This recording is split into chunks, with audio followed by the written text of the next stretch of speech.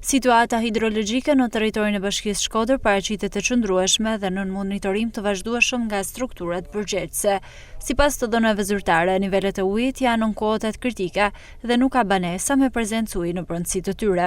Sipërfaqja totale e tokës bujqësore me prani uji vlerësohet rreth 945 hektar, kryesisht në njësinë administrative Ana Malit me rreth 600 hektar, Velipoj 195 hektar, Dajçi me 120 hektar dhe Bërdica me rreth 30 hektar.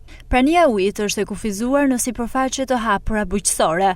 Në zonën e Obotit uji është i pranishëm vetëm në obore dhe nuk ka depërtuar në banesa. Qarkullimi është i garantuar përmes mjeteve të ushtrisë, ndërsa kalimi me automjete të zakonshme mbetet i bllokuar për shkak të rritjes së nivelit të ujit në rrugë. Situata e lumenjve paraqitet e kontrolluar. Niveli Bunos në Dajç është 6.64 metër, ndërsa në urën e vjetër të Bunos arrin në 8.70 metër, rreth 50 cm në kuotën kritike. Në urën e Baçallëkut, lumi Drin shënon kuotën 7.70 metër, rreth 2.30 metër në nivelin e rrezikut.